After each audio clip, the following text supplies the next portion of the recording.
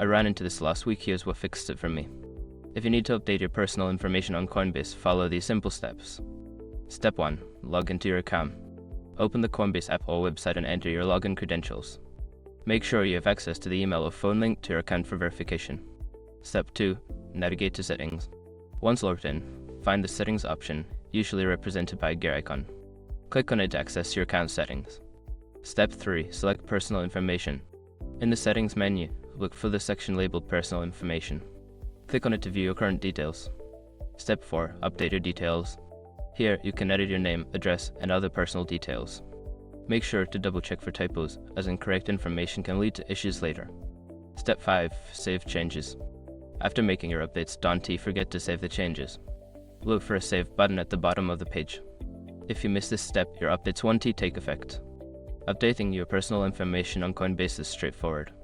Just follow these steps, and you will be all set.